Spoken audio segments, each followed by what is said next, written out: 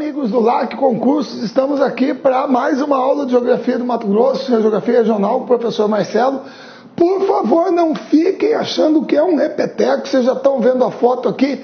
Pô, demografia de novo, Marcelo. Não, calma, pessoal, pelo amor de Deus, presta bem atenção. A aula passada foi sobre outro tema de demografia. Todo mundo se lembra que a gente teve uma aula que eu até dividi em 2 módulos, porque eu abordei muitos conceitos que, você vai falar para mim que não é muito bem geografia regional, mas que a gente tem que entender para entender o comportamento da população.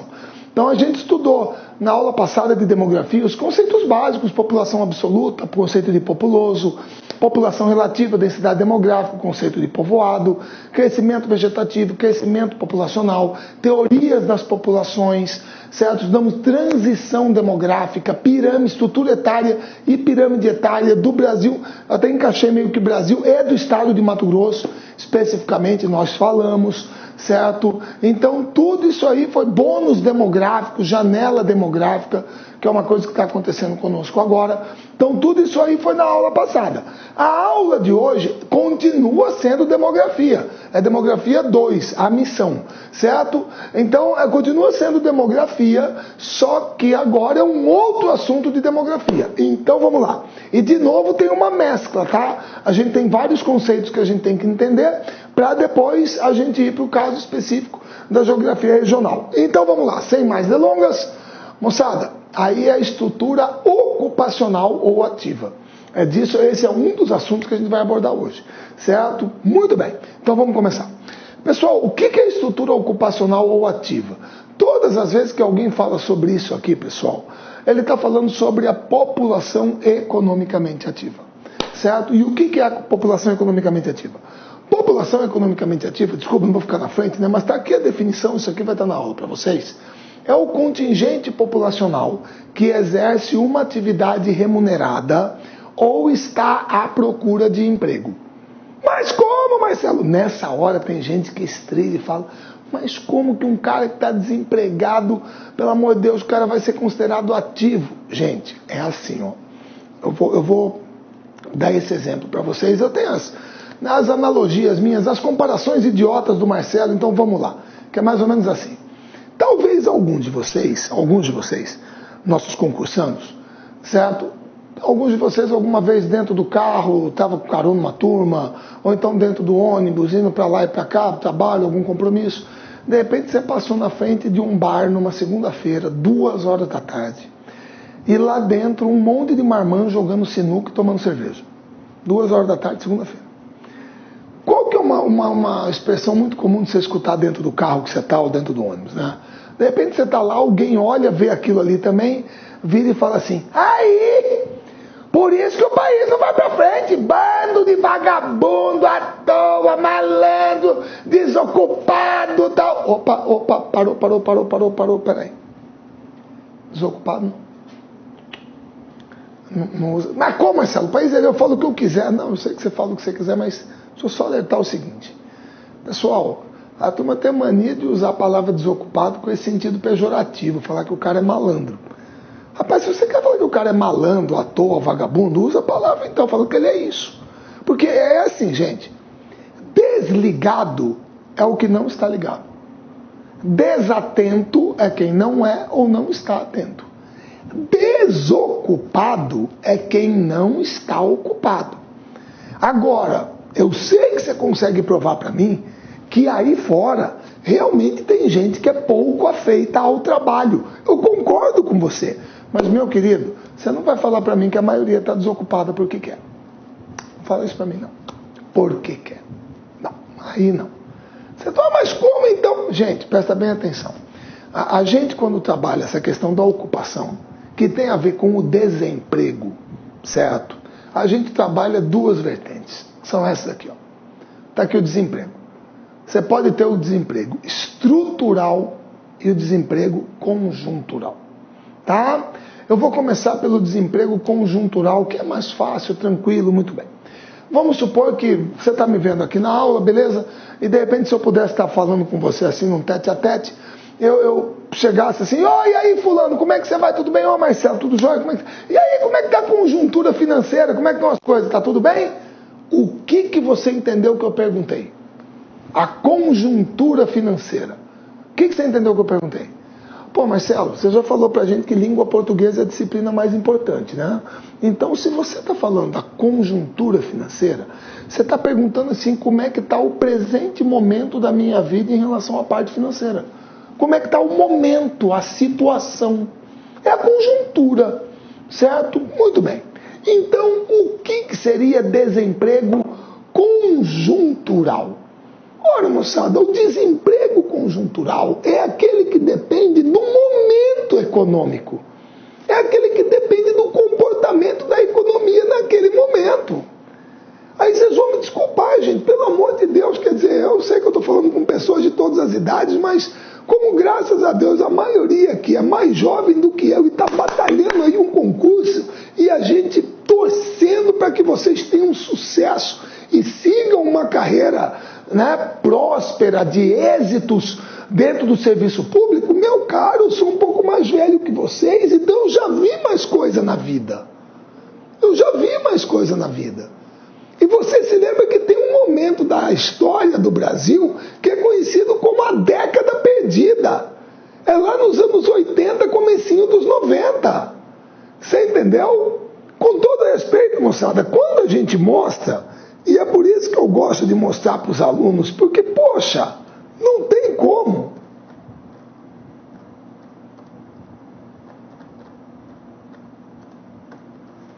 Quando a gente mostra uma imagem como essa aqui, ó, certo? Beleza? Vamos lá. Agora tá tranquilinho, o pessoal vai pegar. Olha só. Moçada, se você pegar uma imagem como essa aqui, que é do jornal O Globo, de fevereiro de 1990, qual que é a manchete que você tem aqui? A manchete que você tem aqui é a seguinte: inflação de fevereiro, que é o que eu quero mostrar para vocês. Inflação de fevereiro, certo? É recorde. 72,78%. Com esse gênio que é o Maílson da Nóbrega, que era o ministro da Fazenda. Plano verão. Gente, em um mês, a inflação era de quase 73%. Porra, você entendeu? Desculpa aí, moçada. Muitos de vocês não viveram isso. Eu tinha 23 anos de idade. Certo? Você vai querer falar para mim o quê? Que piorou? 73% ao mês. Aqui era complicado você achar emprego. Aqui a economia estava numa situação difícil. Certo? Beleza? Agora, gente, todo respeito, lembra que eu falei, a gente trabalha fatos, nada de proselitismo aqui, vamos lá.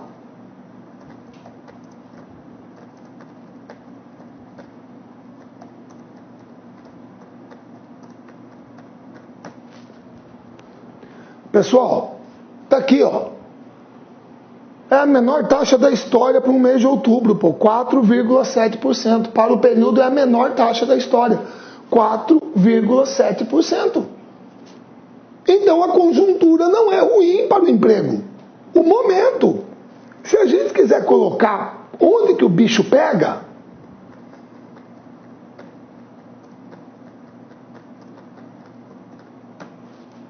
moçada, parece que na Espanha o bicho pegou. É desemprego recorde, 27%, 25% recorde. Tá certo que vem de 2012, 13 para cá, certo? O desemprego volta a se aproximar de recorde na Espanha, abril de 2014. Então a conjuntura econômica não tá boa lá. E todo mundo se lembra, moçada, qual que é a primeira coisa que as empresas fazem quando a economia vai mal para cortar gastos? Demite funcionário, pô. É uma questão de conjuntura. Então esse é o desemprego conjuntural. Certo? Beleza? Mas não parece ser o nosso caso. Ah, mas então onde que o calo está apertando? Moçada, aí vem a outra possibilidade. É o desemprego estrutural. Tá? O desemprego estrutural, como você está vendo, ele tem duas possibilidades. Gente, uma delas é uma coisa que não tem jeito, é um advento da Revolução Industrial. O problema é que a coisa está ficando, certo? A coisa está entrando num patamar diferente agora. Tá? Quando a Revolução Industrial veio com a máquina a vapor, o carvão mineral, a máquina a vapor de Stephenson, o tear mecânico de James Watt, o barco a vapor de Robert Fulton, quando isso aí apareceu, obviamente o ser humano começou a ser substituído pela máquina, isso é um fato. Então, na moderna estrutura de produção capitalista, na Revolução Industrial, certo, o ser humano é substituído pela máquina. Muito bem. Pessoal, o problema é que nós estamos numa época agora com a terceira Revolução Industrial, a Revolução Técnico-Científica, automação, robotização, você entendeu? Informatização. Então, empregos estão desaparecendo. Eu vou falar aqui na boa para vocês, gente, tranquilo, tá? E alguns, de repente, até, com todo respeito, vão vibrar, né? Ah, tomara, porque eu fico livre desse cara chato. Então, vamos lá. Que para a internet funciona. Vocês acham que, nesse momento, não existe, em algum lugar do planeta, alguém pensando em construir um equipamento robótico, certo? Uma estrutura robótica, tá? Um esqueleto, né? Robotizado, mais ou menos da minha altura, 1,85, aí você bota aqui uns 50 de largura, 30 de profundidade, certo? Maravilha, muito bem. Aí membros superiores e inferiores, tudo bem, continua a mesma coisa. Aqui na cabeça você coloca aqui o quê? Coloca uma antena receptora de sinal, Wi-Fi, você põe aqui uma câmera para ver a turma, você bota do lado de cá um projetor, um data show que pode estar embutido aqui no crânio, né? No crânio metálico, um sintetizador de voz, aqui no tronco você pode colocar de um lado um conjunto de baterias de lítio de alta capacidade e do outro uma CPU e você coloca aqui toda a Wikipédia, você nem precisa, né, porque você está conectado, você põe toda a enciclopédia Barça, todo conjunto de obras dos grandes filósofos, você põe a Delta Larousse, papapá, e o robô vai dar aula, eu estou desempregado. Pronto. Coisa que já aconteceu com o quê? Com professor de datilografia, molador de faca, leiteiro, padeiro. O cara está desempregado. Leiteiro, para vocês estão entendendo, aquele cara que entregava leite na porta de casa. Certo? Acabou. Essa profissão desapareceu, poxa. Certo? Então, moçada, a gente está chegando num patamar que é complicado. Você vai no banco, a turma reclama, pô, só tem 2 caixas atendendo. Por que só tem 2 caixas atendendo? Porque lá na frente tem aquele monte de máquina de autoatendimento. Como é que é? Você quer pagar? Paga no caixa eletrônico. Você quer depositar? Deposita no caixa eletrônico. Você quer sacar? Saca no caixa eletrônico. Certo? Então, sem querer fazer propaganda do banco, né? Mas vamos lá. Não tem problema. Como o Itaú pede para você. Foi pela internet, poxa. Você entendeu? Por isso que tem pouco caixa. A maioria foi demitida. Isso é desemprego estrutural. Só que aí tem uma outra vertente do desemprego estrutural. Qual é? Moçada, é a mão de obra não qualificada. Vamos ser francos, pessoal. Hoje, para qualquer colocação no mercado, qualquer trabalho, qualquer emprego, você tem que ter o mínimo de qualificação. Hoje você não é contratado por uma construtora, certo? Eu vou falar aqui de Cuiabá, tipo o Grupo Malu, GMS, Camilote, certo? Vanguard, sei lá o que, todo mundo aí, para entregar um apartamento de R$500 mil com o piso desalinhado. Para você ser assentador de piso, você tem que ter curso no Senai, no SESI, tem que ter. Se você não tiver curso, você não é contratado. Então eu vou ser bem franco com vocês, moçada. Eu mostrei ali, ó, o desemprego em outubro no Brasil é recorde, certo? Ou melhor, é a menor taxa de desemprego da história. É um recorde, beleza? Nunca esteve tão baixo. Mas se ainda tem gente desempregada, vai por mim. A questão não é conjuntural, é estrutural. E entre essas duas aqui, o que mais pega é a não qualificação na mão de obra. É a mão de obra não qualificada. Certo? É aí que pega. Eu vou voltar. Eu sei que você falou para mim que tem malandro, tal, concordo, tem. Mas como eu disse, a maioria não está desempregada porque quer. Boa parte do pessoal que ainda está desempregado, que não está ocupado, é porque não tem a qualificação necessária para ser absorvido no mercado. E sem qualificação não vai. Então isso é desemprego estrutural. Certo? Beleza? Muito bem. Isso colocado, a gente está falando de população economicamente ativa, obviamente existe a população economicamente inativa, que são os aposentados, os jovens, adolescentes, crianças, certo? Donas de casa, esses são inativos, tá bom? Muito bem. Agora, para a população economicamente ativa, existe uma teoria que é consagrada, certo? Do nosso amigo Colin Grant Clark, australiano, certo? Isso é lá da década de 50 do século passado, que é a teoria dos 3 setores, certo? Só que antes da gente entrar na teoria dos 3 setores, eu vou pedir um favor aqui para os meus concursantes, que é para não dar chabu, para você não confundir. Então, o que é? Presta bem atenção. Moçada, a teoria dos 3 setores divide a economia em primário, secundário e terciário. São 3 setores da economia. Mas você vai fazer um favor para mim. Você não vai confundir isso de maneira nenhuma. Você não vai confundir isso.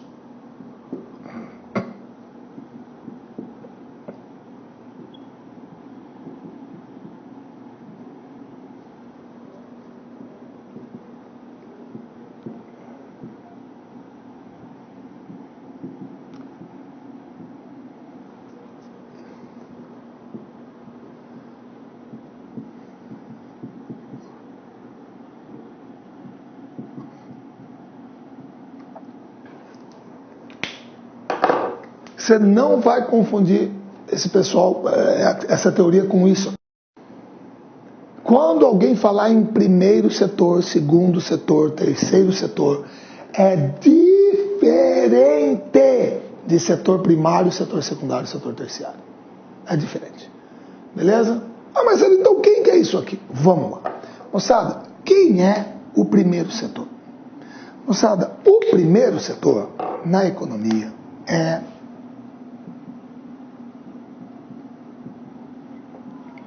o Estado. É todo o aparato estatal. Certo? É o Estado. Todo, em nível municipal, estadual, federal, é todo o aparato estatal. Certo? Porque como vocês sabem muito bem, moçada, eu sei que existem sociedades de economia mista. Eu sei que tem empresas como Petrobras, como Banco do Brasil, como Caixa Econômica Federal. Você entendeu? Mas quando eu falo assim de autarquias, fundações, certo? Ministérios, etc., Tribunal de Contas, Justiça, papapá. Gente, por favor, não é função do Estado ter lucro. O objetivo do Estado não é o lucro. O objetivo do Estado é harmonizar a vida em sociedade.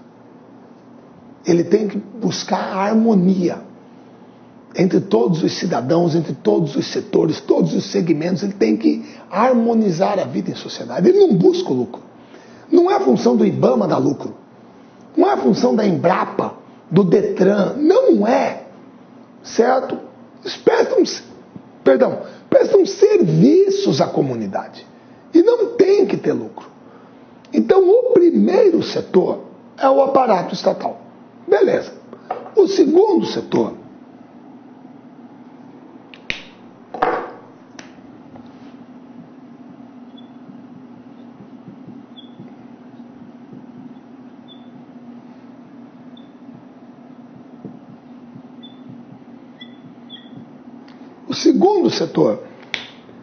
é a iniciativa privada.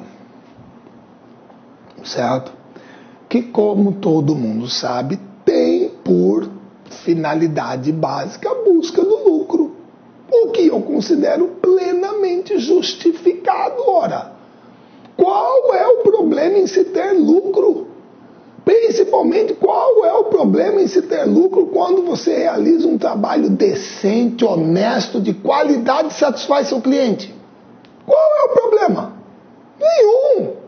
Ora, nenhum. Não vejo problema nenhum nisso. Certo?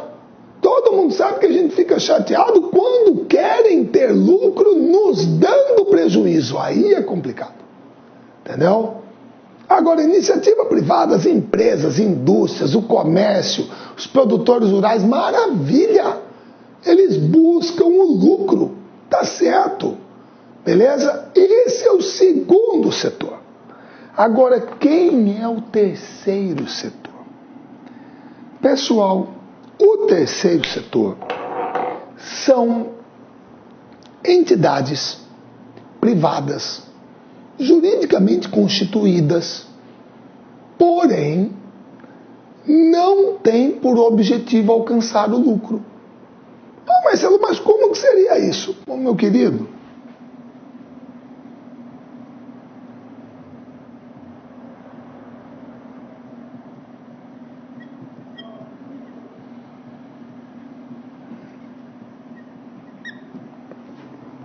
ONGs, instituições filantrópicas, entidades assistenciais, como por exemplo a ACC, certo?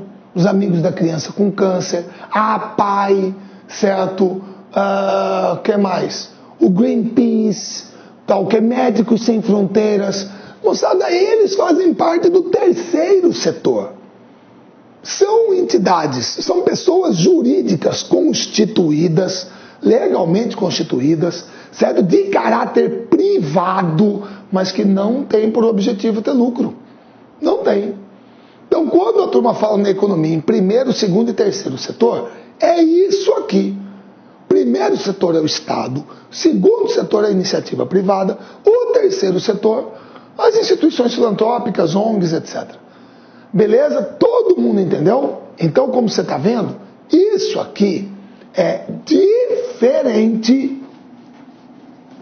É diferente de setor primário, setor secundário e setor terciário, que é a teoria dos três setores do nosso amigo Colin Grant Clark. Ah, Marcelo, então tá bom, na teoria dele, quem é o setor primário? Tá aqui o setor primário. O setor primário é a agropecuária e o extrativismo. É a agropecuária e o extrativismo. Certo? Quem é o setor secundário? É a indústria. Certo? Quem é o setor terciário? É o comércio e a prestação do setor de serviços. Ah, Marcelo, quer dizer então que o LAC concurso é terciário? Claro que é. Claro que é. Eu vou falar o que aqui para vocês? Pô? Eu estou vendendo conhecimento. Você é a mais idiota do mundo. Depende de muitas aulas que eu dou aqui, moçada. Nós estamos aqui, todos nós colegas aqui ministrando. Muitas vezes é como se de repente um cursorzinho mouse fosse lá na sua cabeça, fosse lá na lixeira, clicar, restaurar. Aí a hora que você vê eu falando, eu lembro dessa aula aí no ensino médio. Exato, você recuperou a aula. Só estou revisando um conteúdo com você. Mas é claro que se eu puder trazer uma contribuição nova, certo? Algo novo, maravilha. Você agrega mais coisa, você acrescenta.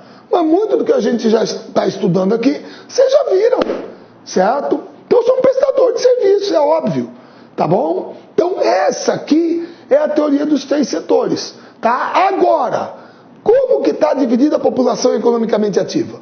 Moçada, está aqui. Essa aqui, perdão.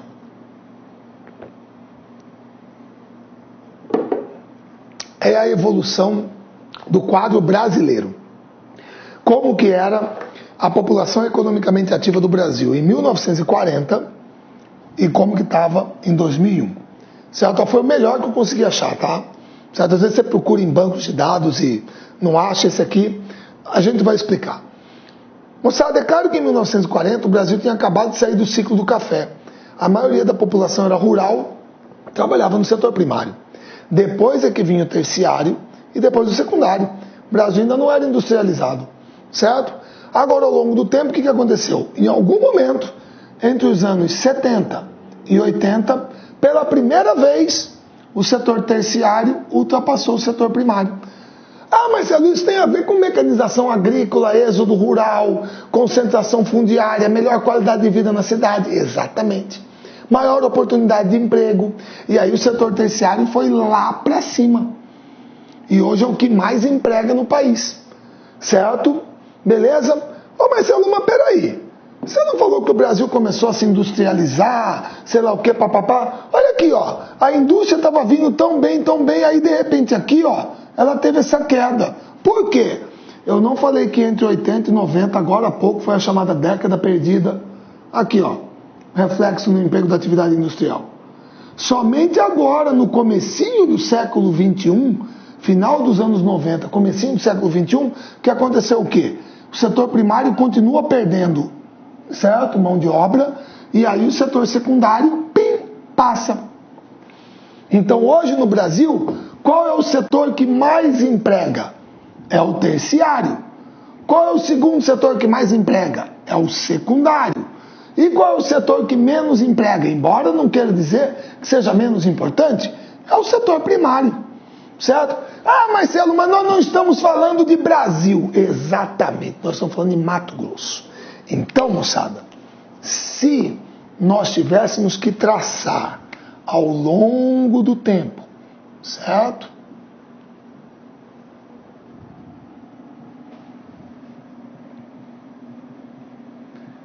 Um perfil da população economicamente ativa do estado de Mato Grosso, tomando como base o nosso amigo também, 40, 50, 60, 70, 80, 90, 2000 e chegando para cá, certo? Como é que seria?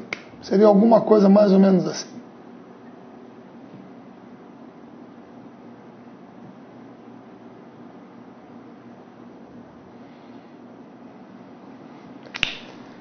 E deixa eu usar um parâmetro aqui, senão fica chato, né? O cabeçudo, 10, 20, 30, 40, 50, até os 60 tá bom. Ah, beleza. Tá? Então seria alguma coisa mais ou menos assim. Lá em cima, aí um pouquinho aqui e um pouquinho aqui. Certo? E hoje a gente teria mais ou menos o quê?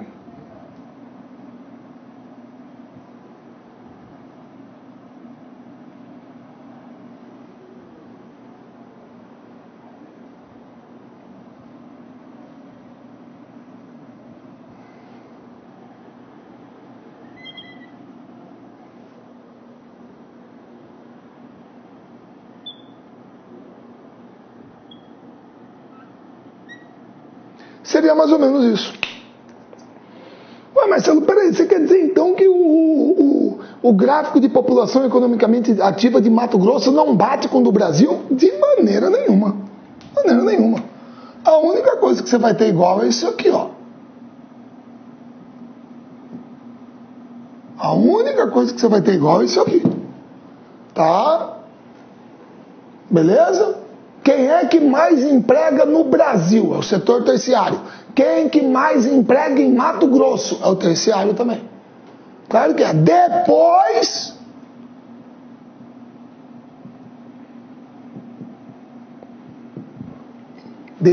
vem o setor primário. Ah, para Mato Grosso? Claro, pô, isso aqui é Mato Grosso. Caramba. Certo? Depois vem o setor primário. Mato Grosso é um estado essencialmente agrícola, agropecuário. Certo? Tem uma força violenta nesse setor. Tá? Beleza? Finalmente, embora tenha crescido e tal.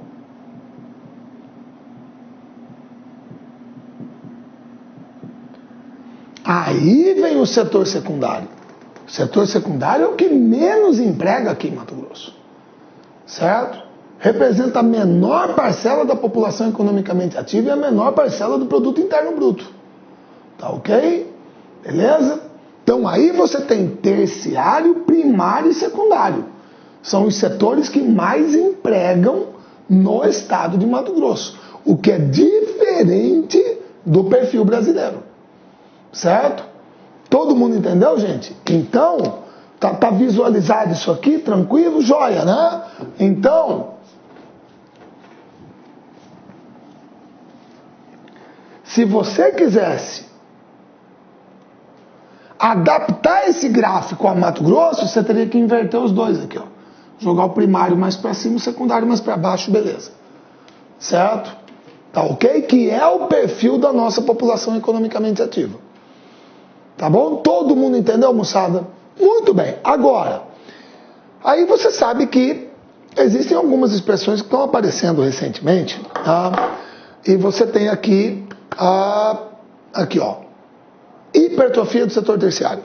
É uma coisa que está acontecendo no Brasil e em Mato Grosso também. Isso é um fenômeno generalizado. O que é? Moçada, se a pata do cachorro atrofia, o que acontece com ela? Ah, Marcelo, ela encolhe. Tudo bem. Se ela hipertrofia, o que acontece? Ah, Marcelo, ela cresceu demais. Exatamente. O setor terciário cresceu muito, moçada. Ele cresceu muito. Cresceu rapidamente, muito. E em grande parte devido à questão da informalidade, da economia informal. Quantos de nós aqui, moçada, eu vou falar aqui para o Cuiabá, claro, mas de repente na sua cidade você já viu. Quantos de nós aqui já não vimos aquele cara que tem uma bicicleta e lá na frente da bicicleta um isopor amarrado E aqui atrás na garupa é uma garrafa térmica também amarrada no elástico. E aí o cara vai para onde? Vai para a porta daquele prédio em construção, certo? Da repartição pública, encosta lá, aí a turma desce, o que tem dentro do isopor? Salgadinho, garrafa, suco, café, e vambora. Lanche e tal. De repente, se é gente conhecida, você vê que o cara tem até caderneta, ele já anota, no final do mês paga. Certo? Ou então, quanta gente aqui já não viu, final do dia, certo? De repente a turma chegando em casa, lá no bairro que você mora, aquele seu vizinho que começa a botar aquela churrasqueirinha com espetinho, umas mesinhas, uma caixa térmica com bebida e vender espetinho. Você entendeu? E sem falar em camelô, tal, quem aqui, as moças aqui? Será que você não tem aquela moça que vai todo sábado na sua casa fazer a sua unha? Ela chega naquela rondinha bis, que de repente lá atrás já tem aquele negocinho onde ela guarda aquele recipiente lá, tipo um baúzinho, onde ela guarda os apetrechos dela, lixa tudo, todo o material dela e vai fazer a unha lá na sua casa. E se você mora em prédio, de repente a moça já está fazendo a sua unha e aí ela vai lá para o 7º andar fazer daquela outra moça, vai para o 2º, ela já está conhecida, faz de todo mundo ali. Certo? São pessoas que trabalham, moçada, que giram a economia, mas para o governo não existem.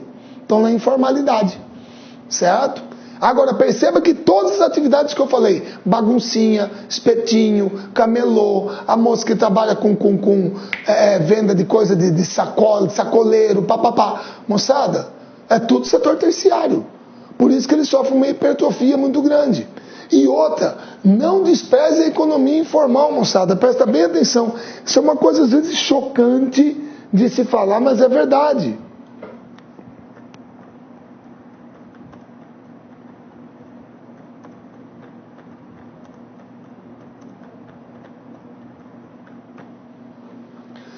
Pessoal, a economia informal brasileira, ela empata ou até supera o PIB da Argentina. A economia informal brasileira gira 578 bilhões de reais, aproximadamente 250 bilhões de dólares. Isso representava 18% do PIB total em 2010. Você entendeu? É muita coisa. É muita coisa. Agora, é claro, moçada, é claro que o interessante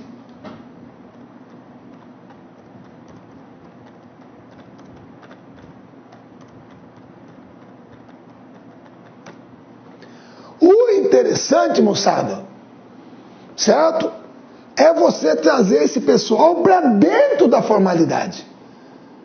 Qual que é a principal argumentação para a turma ficar na economia informal? Ah, Marcelo, pelo amor de Deus, para abrir uma empresa custa caro, certo? Você tem que registrar na junta comercial, aí você tem que pagar os encargos, os impostos, certo? Você tem os direitos trabalhistas, parte do chamado custo Brasil, certo?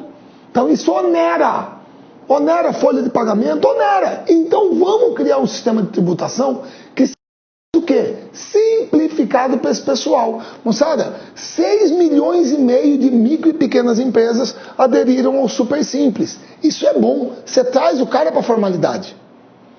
Você traz o cara. E antes que alguém fale alguma coisa, eu não quero saber qual que é o governo aqui, tá? Porque aí depois eu fico com... só estou analisando a coisa em si. É você trazer o cara para a formalidade. O micro e pequeno empresário, que é quem mais gera emprego no Brasil.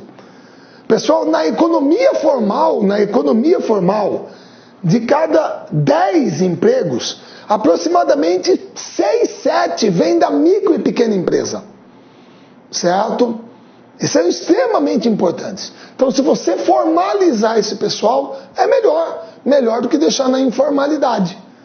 Tá certo? Esse perfil aqui está mudando. Certo? Pela primeira vez em muito tempo,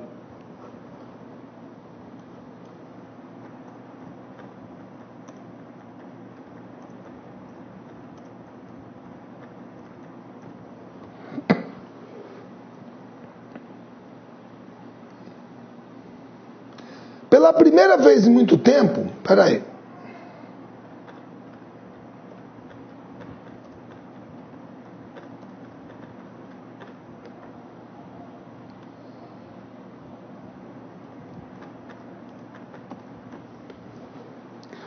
O número de trabalhadores com carteira assinada é superior aos que trabalham na economia informal. A formalidade hoje, a maior parte dos trabalhadores tem a carteira assinada. Entendeu? Então isso é extremamente positivo. É extremamente positivo. A formalidade está crescendo. Certo? Beleza? Muito bem. Agora aí tem uma outra coisa que eu falei para vocês, mas é assim. Nós falamos numa aula passada que Mato Grosso é um dos casos aqui no Brasil em que a população masculina supera a feminina. Justamente pelo perfil do mercado de trabalho voltado para o setor agropecuário, principalmente no interior, certo? Que tem um perfil mais masculino, isso é inegável. Tá? Então aqui em Mato Grosso tem mais homem do que mulher, muito bem. Certo? Mas as mulheres têm uma participação crescente no mercado de trabalho. Se você analisar o Brasil como um todo, certo? As mulheres já são mais de 50%, a maioria da população economicamente ativa, muito bem. Só que elas ainda têm alguns problemas em relação ao mercado de trabalho, que afetam a condição feminina, a questão da mulher. Quais são? Primeira coisa, moçada, o rendimento mensal médio das mulheres é 27% inferior ao dos homens. Tá? Isso aí você pode buscar, por gentileza. Isso aí você pode buscar.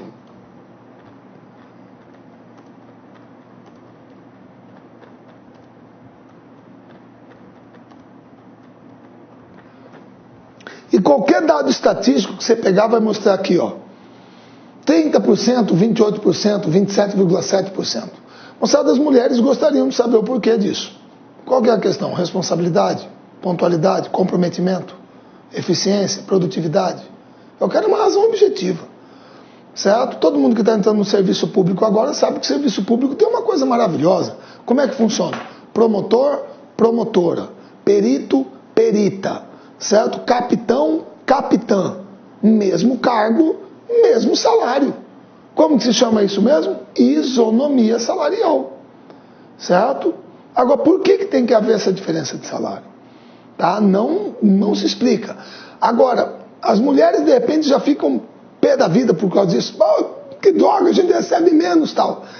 Minha querida, muito cuidado, porque o buraco podia ser mais embaixo. Tá?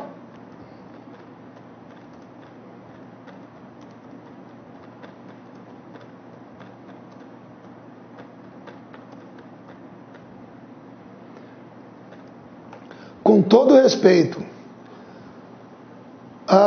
não reclama muito não. Tá? As mulheres em geral recebem 27% a 30% a menos que os homens. Pera lá. Você quer ver o buraco ser mais embaixo? Vamos separar as mulheres em brancas e negras. Meu caro, aí a diferença de salário pode chegar até 172%. A menos para as mulheres negras. Não venha me falar que é igual. Não é. Tem diferença entre homens e mulheres? Tem. O que não é explicável pela questão de gênero. Não tem porquê. Certo? Agora aqui você sabe por quê. Muito claro, não foi igual. Ainda não é igual. Tá? Então tem a diferença. Isso afeta mais as mulheres negras. Isso tem que ficar muito claro. Tá? Outra coisa. Moçada, inserção marginal no mercado de trabalho. O que significa isso? A questão do marginal aqui, nada de bandidagem, nada disso. Moçada, quando a gente fala em inserção marginal, é a margem da lei. Certo? Muitas mulheres são inseridas no mercado de trabalho dentro daquela cultura que existe no Brasil. Vocês me perdoem, moçada, isso é muito comum, tá? É muitas vezes quando a família tem uma empregada doméstica e de repente os filhos do casal, da família, começam a casar, ter filhos. Se a empregada tem uma filha mulher, geralmente ela é direcionada para ser babá do netinho que nasceu. Ela vai ser babá. Coisa mais comum, você frequentar buffet aí de festa para criança, sei lá o quê, aquela criançadinha lá andando para lá e para cá, e aquelas menininhas novinhas, certo? Certo? E com todo respeito, geralmente mulatas, negras, andando atrás da criança. Certo? É a babá. Ela está sendo inserida no mercado de trabalho dessa maneira. Certo? Mas sendo mais marginal, meu querido, muitas vezes ela não tem os direitos trabalhistas garantidos, não tem carteira assinada. vocês vão me desculpar isso aqui é uma coisa que virou até, não é que é anedota, né? Mas é uma coisa que chocou quando saiu, tá? Que é isso aqui, ó.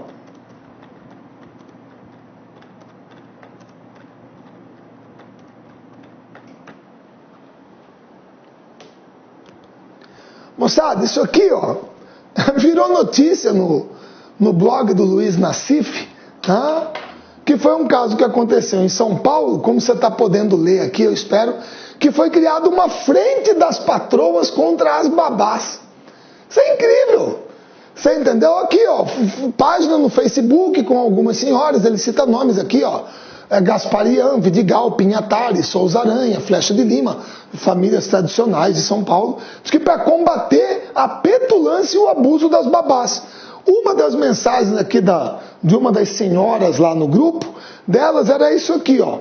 Perdão, vê se eu aumento um pouquinho para vocês, tá? Meninas, minha babá veio com uma história sem pé nem cabeça de que eu estou devendo todos os feriados em dinheiro porque existe uma lei agora onde ela tem esse direito. Estou meio tonta com a atitude, decepcionada com a falta de educação e gratidão por tudo que já fiz por ela. Pessoal, o que gratidão e falta de educação tem a ver com isso? Pessoal, vamos lá. 7 de setembro, feriado, caiu numa quarta-feira. O LAC vai funcionar? Não vai. Certo? Muito bem. Por acaso algum dos meninos aqui do estúdio vai vir aqui trabalhar? Não vai. É feriado, eu também não venho. Certo? Você vai trabalhar? Não vai. Foi você que fez a lei que 7 de setembro é feriado? Não. Fui eu? Também não. É uma lei federal. Muito bem. Então isso significa que eu não vou trabalhar, vocês não vão trabalhar, os meninos do estúdio aqui não vão trabalhar. Agora fala pra mim, por acaso, o LAC vai descontar o dia trabalhado de feriado dos guri? Não é culpa deles ser feriado, ué. Agora, se eles têm o direito de receber, por que a babá não tem? Por que a babá não tem? Será que todo mundo não se lembra do pepino que deu a hora que foi aprovado no Congresso a lei de que tem que recolher FGTS para empregada? Rapaz, foi uma chiadeira, pô. Foi uma chiadeira. Mas como? Vai ficar muito caro ter empregado. Como é que é? Vai ficar muito caro ter uma empregada. É nessas horas que a turma não gosta de falar que é melhor morar na Europa, né, nos Estados Unidos. Visite a Europa, visite os Estados Unidos. Conheça uma família de classe média lá, vê se alguém tem empregada doméstica. Como a gente tem aqui. Vê se tem. Não tem, doutor. Lá pode ter uma diarista, alguém que vai lá. Não tem. É um luxo ter uma empregada. Agora aqui recolher FGTS não dá. E mulher sofre mais com isso. Ora... vai falar que é homem? Não é. Beleza? Então essa inserção marginal no mercado, muitas vezes sem os direitos trabalhistas garantidos, é muito mais intensa com a mulher, principalmente devido a essa questão de atividades subalternas, mais mal remuneradas, certo? Domésticas, limpeza, serviços gerais. É com mulher. Outra coisa, dupla jornada de trabalho. Certo? Com todo respeito. É que nem aquela gozação de repente você ainda está morando com seus pais, né? Uma gozação. Você chega e perguntou, pai, o que está faltando aqui em casa? Ele vai responder o quê? Carvão, cerveja e carne. Você acha que ele sabe que está faltando desinfetante e coala? Ele sabe que está faltando salsarete? Não sabe. Quem sabe disso? Só a mãe. Ele até pode ir no mercado fazer a compra e pagar. Quem faz a lista é ela. Certo? Mulher não tem isso, trabalha, chega em casa e vai cuidar de filho. É uma dupla jornada. E ela não é remunerada por isso. Certo? Discriminação em processo de recrutamento e seleção. Isso afeta mais a mulher. Muitas vezes você tem um processo de recrutamento, seleção, sobraram 2 candidatos, um homem e uma mulher. Ainda tem gente que fala assim, não, contrata o homem, mulher tem aquele negócio de licença maternidade, TPM, sei lá o que, babá. E daí? O que isso tem a ver? Certo? É uma discriminação? Claro que é. Da mesma maneira, assédio moral e sexual. Quem que é mais vítima? Quem que você cansa de ver em novela sendo assediada ou então fazendo o papel de amante do chefe? Não é a secretária, não é a funcionária dele, não é o estereótipo. Segura o emprego na cama. Aí qual que é o problema? O problema é que a cabeça masculina é uma porcaria. Certo? Porque aí, desculpa botar o dedo no nervo, eu sei que as mulheres vão ficar pé da vida, mas vamos lá. Moçada, o problema é que, infelizmente, para a maioria absoluta das mulheres, infelizmente, existe uma minoria infinitesimal que efetivamente aceita isso e segura o emprego na cama. E aí qual que é a porcaria da mentalidade masculina? Se uma é, todas são. Aí você tá lá, tranquila, uniformizada, trabalhando no seu local de trabalho, de repente um balcão atendendo e o marmanjo ali jogando graveto na sua orelha. Você é obrigado a ficar escutando aquilo. Tem gente que fala, mas é normal. Ah, é normal? Então vamos botar sua irmã lá. Vamos botar sua irmã no lugar dela e você fica vendo o cara fazer e você vai gostar. Entendeu? Mulher sofre mais com isso. Então essa participação feminina no mercado de trabalho ela é crescente, mas as mulheres enfrentam muitos obstáculos. Certo? Agora o que é legal? Elas estão conseguindo superar. A gente não pode esquecer aquela questão do 8 de março. Mais de 100 mulheres foram queimadas dentro daquela fábrica. Você entendeu? Então, para que as mulheres hoje estejam ocupando a maior parte dos postos de trabalho no Brasil, isso não foi dado, isso foi conquistado. Certo? Só que a participação delas ainda é cheia de percalços. Certo? Ainda existem problemas no mercado de trabalho relacionados às questões de gênero. Certo? Beleza? Muito bem. Em termos de população economicamente ativa, tal, trabalhamos isso aqui tranquilo, certo? Agora vamos lá. Peraí, deixa eu só ver uma coisa. Hipertrofia do terciário, falamos da população economicamente ativa, da divisão dos 3 setores, beleza. Não ficou faltando nada. Não, então tá jóia. Vamos passar para cá. Que eu quero terminar isso aqui rapidinho. Moçada, o IDH, o Índice de Desenvolvimento Humano. Moçada, o IDH, quem toma conta do IDH é o PNUD. Cadê o PNUD? Pô, cabeçudo não botar aqui, uai. Pessoal, quem toma conta do IDH é essa turma aqui, ó. É o pessoal do PNUD. Certo? Programa das Nações Unidas para o Desenvolvimento. Certo? Beleza? Os cabeças do IDH, moçada, são essas duas figuras aqui, ó.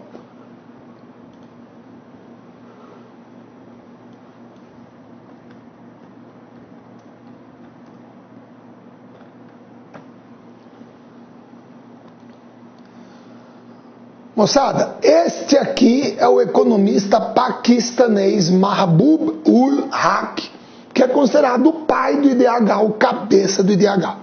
E este senhor aqui é o Prêmio Nobel de Economia, por isso que sempre aparece junto. É o Prêmio Nobel de Economia de 1998, o indiano Amartya Sen. Beleza? Os dois são considerados os cabeças do IDH, que ele aperfeiçoou a metodologia de cálculo. Certo? Muito bem. O IDH, como todo mundo se lembra, é o Índice de Desenvolvimento Humano. Certo? Ele procura mensurar a qualidade de vida nos países, certo? Membros da ONU, que abordam 3 variáveis. O IDH aborda 3 variáveis. Saúde, educação e renda. Certo? Beleza? Muito bem. Só que aí eu tenho que falar uma coisinha para vocês, que é o seguinte, rapidinho, papapá. Vamos lá.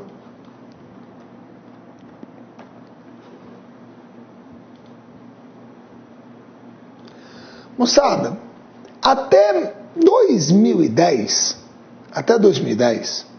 a fórmula de cálculo do IDH era essa aqui, ó. Não estou colocando aqui para você decorar, tá? Mas a fórmula de cálculo era essa aqui, certo? Beleza? Você levava em consideração o quê? Você levava em consideração na saúde a expectativa de vida ao nascer. Expectativa de vida. Na educação, a taxa de alfabetização, principalmente.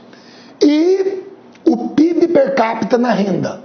Então, saúde, educação e renda. Saúde, expectativa de vida. Educação, alfabetização. Renda, PIB per capita. Moçada, isso foi até 2010. E por incrível que pareça, ali a gente até comemorou, por quê? Porque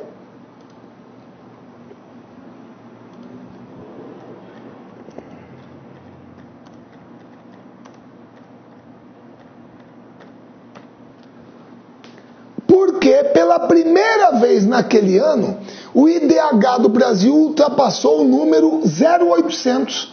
Ele foi para 0,813. Você entendeu? Beleza? E com isso, o Brasil passou a ser considerado um país de alto índice de desenvolvimento humano. Certo? Beleza? Pô, Marcelo, que legal, né? Pois é, só que a turma fala que a alegria dura pouco, né? Por quê? Porque o IDH ele varia de 0 até 1. Quanto mais próximo de 0, pior. Quanto mais próximo de 1, melhor. E como é que era antigamente? Era assim, ó. De 0 até 0,500, o país era de baixo índice de desenvolvimento humano. De 0,501 até 0,800, de médio índice de desenvolvimento humano. Acima de 0,800, ele era de alto índice. Então, o Brasil passou 0,800, 0,813, alto índice de desenvolvimento humano. O problema é que, um ano depois, a turma mudou a metodologia de cálculo, que é essa aqui, ó. Agora é essa aqui. A metodologia de cálculo agora é a seguinte. O que a turma usa como referência para saúde? Saúde continua a expectativa de vida. Não mudou. Não mudou. Certo? Muito bem. Educação não é mais alfabetização. Não é mais alfabetização. Certo? Agora são os anos médios de estudo e os anos esperados de escolaridade da população. São esses dois índices. Na parte educação. E agora a renda não é mais o PIB per capita. Agora é o PIB per capita, mas dentro de um conceito de paridade de poder de compra. Ou seja, você transforma o PIB per capita, você tem ele numa moeda que é dólar, e você dolariza os preços daquele país e avalia qual é a paridade de poder de compra que existe entre os países com aquela renda. Você entendeu? Então mudou a metodologia. E agora também mudou o critério. Qual é o critério? Agora nós temos 4 tipos de países. Nós temos os países de baixo IDH, os países de médio IDH, os países de alto IDH e os países de muito alto IDH. Certo? Beleza? Muito bem. Moçada, como você está vendo, os países de baixo IDH continuam sendo aqueles que têm de 0 até 0,500. Certo? Esses aí são países de baixo índice de desenvolvimento humano. Entre 0,501 e 0,700 são os países de médio índice de desenvolvimento humano. De 0,601 a 0,800 são os países de alto índice de desenvolvimento humano. E acima de 0,800 são os países de muito alto índice de desenvolvimento humano. O que significa isso? Significa o seguinte, significa que, como eu falei para vocês, com a mudança da metodologia de cálculo,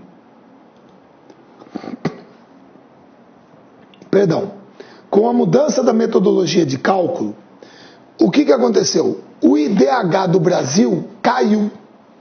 O IDH do Brasil caiu. Perceba que agora o IDH do Brasil... Não botou o valor aqui, pô. Tem que ter o valor dele.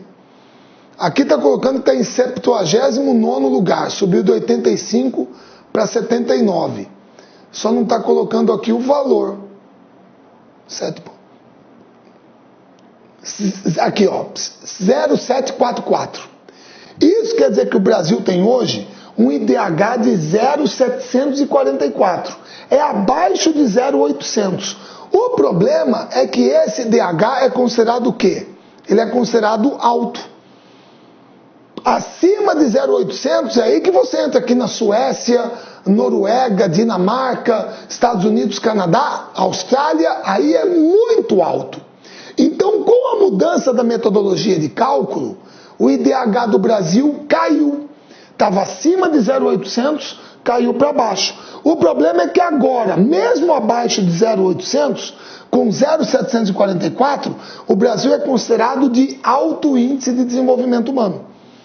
Certo? beleza? E isso por causa da mudança da metodologia de cálculo. Hoje são 4 faixas: baixo, médio, alto e muito alto, certo?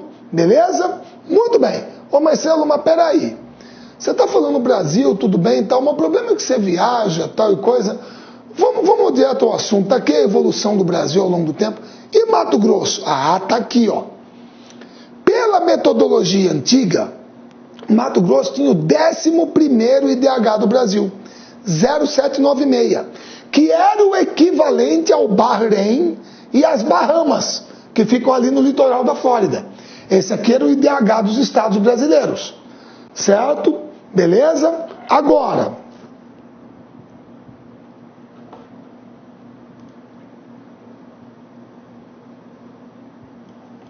pelo novo ranking,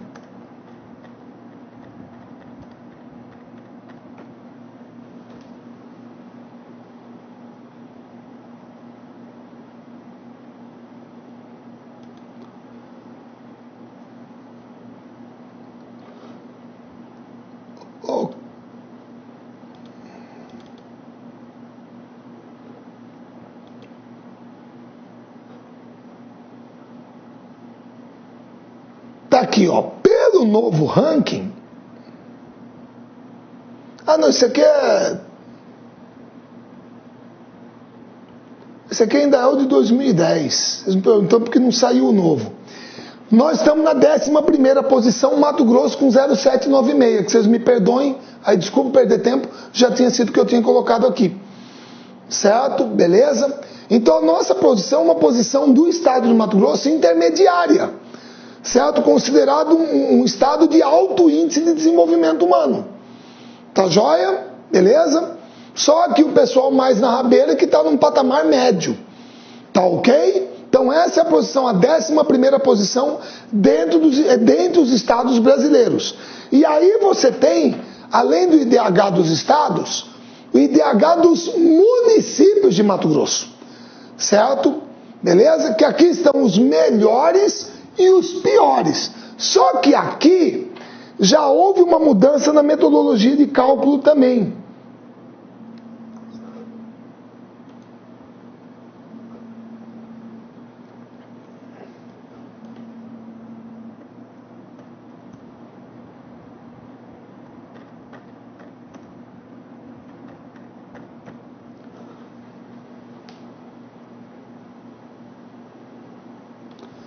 Tá aqui, ó, que você pode fazer a consulta do IDHM do seu município, certo?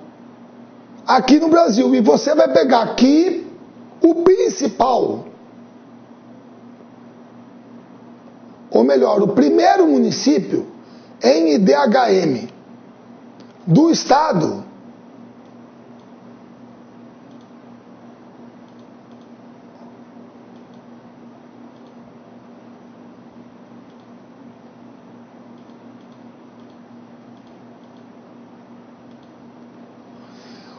(0785) é Cuiabá, certo?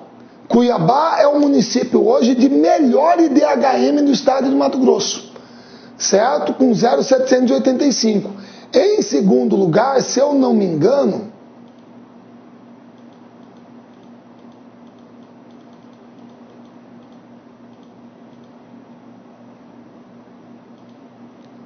fica Sorriso, com 0,744. Sorriso, Sapezal, Lucas do Rio Verde. Ou seja, o que aconteceu foi uma inversão aqui, certo? Esses municípios aqui, se você pegar o perfil deles, veja que todos eles geralmente são municípios o quê? Novos. São municípios que resultaram de projetos de colonização da década de 70 para cá, com a turma que migrou para Mato Grosso para expandir a fronteira agropecuária e ocupar a Amazônia Legal. São cidades bem planejadas, bem estruturadas, resultantes de projetos de colonização, que têm uma economia mais dinâmica voltada para soja, algodão, girassol, certo? Milho, uma agropecuária moderna, ao passo que, infelizmente, os piores IDHs do estado de Mato Grosso tem aqui alguns dos municípios mais antigos do estado, como Nossa Senhora do Livramento, certo? Barão de Melgaço, Poconé. Ô Marcelo, e por que é assim?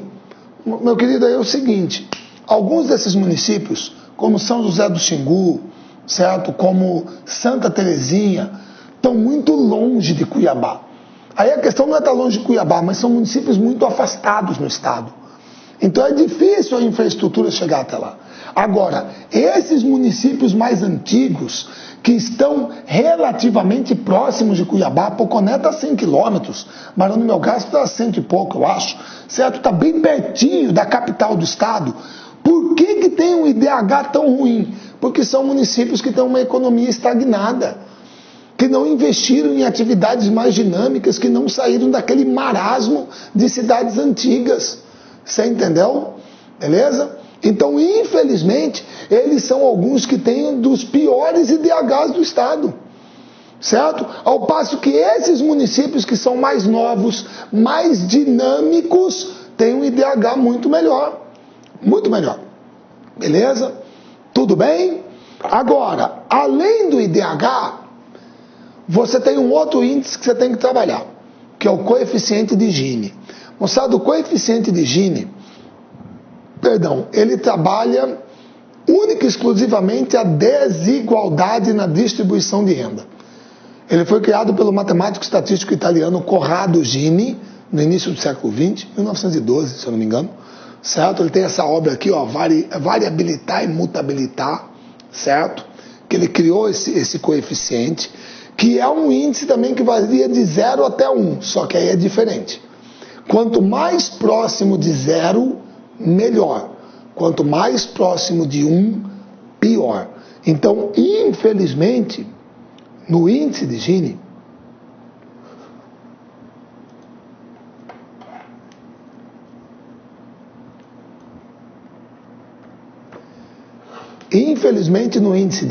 no coeficiente de Gini,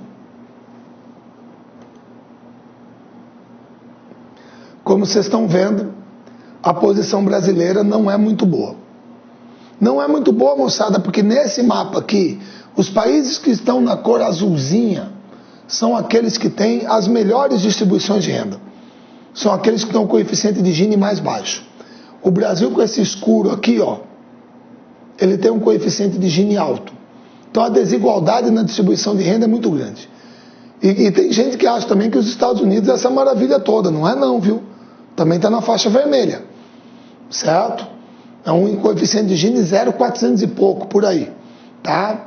Agora, uma coisa que é legal da gente falar quanto à distribuição de renda, moçada, é que, moçada, o índice de Gini é consistentemente decrescente. Ou seja, a distribuição de renda está melhorando no Brasil. Após aqui, ó, atingir um pico na década de 70, e aqui é com todo respeito, tá, moçada? Vou falar para ninguém não ficar, ó, o que eu não aguento é brigar com número. Para quem fala que o regime militar, foi uma época maravilhosa, tá? Foi, eu entendo o que você está falando. Muitas obras, sei lá o quê, a gente já trabalhou isso aqui. Meu caro, pode ter feito muita obra, o Brasil pode ter crescido. Mas o dinheiro ficou acumulado na mão de pouca gente. Tá? Cresceu. Lembra aquela a do Delfim? Vamos fazer o bolo crescer para depois dividir. Nada disso. Tinha gente que já estava comendo bolo antes. Então, se nós tivermos um ápice na concentração de renda, em 90. De lá para cá, o índice de Gini é consistentemente decrescente. Isso significa que a distribuição de renda está melhorando, mas está muito longe do ideal. Você vê que o nosso índice aqui em 2012 é 0,519. Para você ter uma ideia, países como a Suécia, a Noruega, o índice é 0,25, 0,24, por aí, que são os países que estão na cabeça. E Mato Grosso, aqui, ó, de acordo com o coeficiente de Gini, a nossa posição, 0,476, está abaixo da posição do Brasil. E a posição de Mato Grosso quanto à distribuição de renda equivale a países como Quênia, Gâmbia e México. Mato Grosso é equivalente a isso. Marcelo, que coisa absurda. Por que o pior coeficiente de Gini é o Distrito Federal? Por que isso, meu querido? Distrito Federal é a ilha da fantasia, doutor. É onde você tem o pessoal mais bem pago no serviço público. São as pessoas mais bem remuneradas. Então Brasília é a ilha da fantasia. Agora em volta, Taguatinga, Guará, Gama, Núcleo Bandeirante, Ceilândia. Para! Você vai falar para mim que a coisa é bem distribuída? Você tem uma elite ali que é o funcionalismo público federal e nada contra. Mas é por isso que há uma disparidade brutal. Então ali a renda é muito mais concentrada. Certo? Beleza? Perceba que, por exemplo, você até espanta ver Pernambuco na terceira posição, que a desigualdade é menor. Por quê? Agora, o fato da desigualdade ser menor não significa que a miséria é menor. É porque você está nivelando por baixo. A nossa posição, de novo, é intermediária. No IDH, no ranking brasileiro, nós estamos na 11ª posição. No coeficiente de Gini, nós estamos em 10º. Nós somos o 10º estado com a melhor distribuição de renda do país. Ou, se você quiser falar, o 10º com a menos pior distribuição de renda do país. Certo? Beleza? Então, esses dois índices, IDH, um avalia qualidade de vida, saúde, renda e educação. Esse aqui, a desigualdade na distribuição da renda. Tá ok? Pessoal, a nossa proposta para a aula de hoje era essa. Pegamos a parte de população economicamente ativa, pegamos esses dois índices aqui, tudo bem. Agora vai ter a demografia 3. Ah, Marcelo, eu não aguento. Mais uma de demografia? Moçada, eu tenho que ter mais uma de demografia, porque eu tenho que falar de migrações. Eu tenho que falar de migrações, porque não dá para entender o Mato Grosso de hoje se você não estudar fluxos migratórios. Tá certo? Beleza? Então vejo vocês num próximo encontro, certo? Um grande abraço a todos e até a próxima.